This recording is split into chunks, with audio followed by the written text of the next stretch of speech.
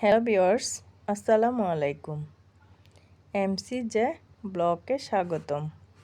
ব্লগটা শুরু করলাম বৃহস্পতিবার সন্ধ্যা থেকে। বৃহস্পতিবার সন্ধ্যায় মাসিক বাজারগুলো সব শুকনো বাজারগুলো সব করে আসলাম। সাথে ছিল কাঁচা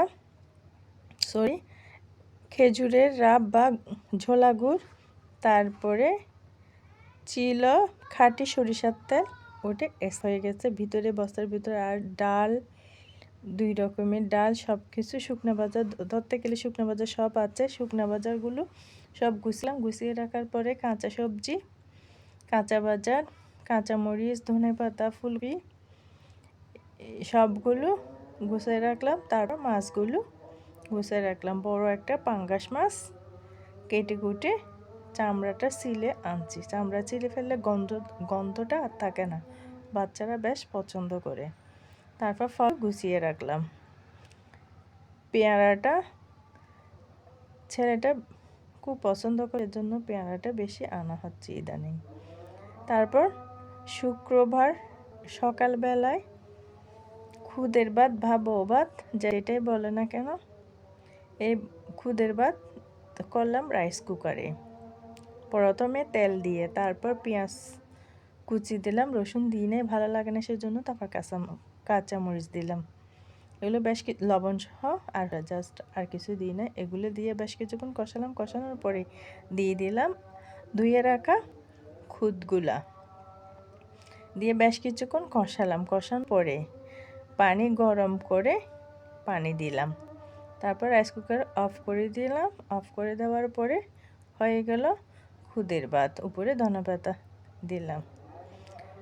তারপরে অন্যান্য বাসার গুছানো কাজ সেরে, কুটা বাচ্চা সেরে তারপর রান্নায় চলে গেলাম। প্রথমে আলু দিয়া লাউয়ের খোসা দিয়ে ভাজি করলাম। লাউয়ের খোসা আগে থেকে ফ্রিজে ছিল, ওগুলা দিয়ে। অন্য সময় করি তেলে আগে ভেজে, অনেক সময় আগে সব মশলা কষাইয়া করি। যে সময় যেরকম ভালো লাগে সেরকম করে করি, 2 রকমই ভালো লাগে। তারপর উপরে ধনেপাতা ছিটাইয়া দিলাম। বলতে শুধু হলুদ দিছি, আর কিছু দিই না। তারপর পাঙ্গাস মাছ কয়েক পিস আগে ভেজে নিলাম। ভেজে নিয়ে কাঁচামরিচ, হলুদ, পেঁয়াজ, লবণ একসাথে কষালাম। কাঁচামরিচ দিয়ে সবজি রান্না করলে অন্য কোনো মশলা দিই না, জাস্ট কাঁচামরিচ আর হলুদের গুঁড়া দিই। কষাইয়া তেল ছেড়ে আসলে মশলা থেকে, তারপর সবজিগুলো দিয়ে দিলাম, নতুন আলু আর বেগুন। সবজি কষানো হয়ে গেলে উপরে মশাই দিয়ে তারপর হালকা ঝোল দিয়ে দিলাম। উপরে ধনেপাতা, টকবগে সিদ্ধ হয়ে আসলে উপরে ধনেপাতা দিয়ে দিলাম। এভাবে আগে রান্না করতাম না, ইদানিং দেখতেছি সেজন্য করি। না হয় সবজি করি শুটকি বা চিংড়ি দিয়ে, তারপর মাছগুলো রসা করে করি। এই তো তারপর বেগুনের ভর্তা করলাম। বেগুন চুলার উপর পুড়ে ভর্তা করলাম, বাপাইয়া না, একটু ঝাল ঝাল কইরা। ধনেপাতা, কাঁচামরিচ, তাও করছি কাঁচামরিচ দিয়া। ধনেপাতা, কাঁচামরিচ, পেঁয়াজ, বেগুন পরিষ্কার করে নিয়ে একসাথে বাটনা দিয়ে বেটে ফেললাম। ভর্তা করার একটা এই ফিসানি আছে, ওইটা দিয়ে করে ফেললাম।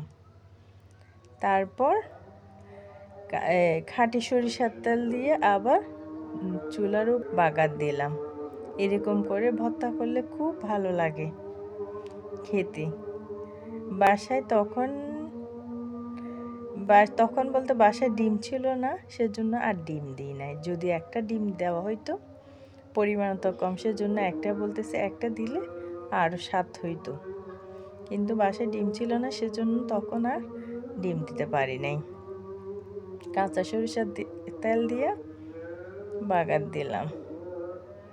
খেতে খুবই শীতের সময় সবজির তো তুলনাই হয় না, অতুলনীয় লাগে সবজি। বিভিন্ন রকম করে ভাজি, ভর্তা, রান্না, যেভাবে করুক না কেন, সবজি শীতের সময় খুব ভালো লাগে।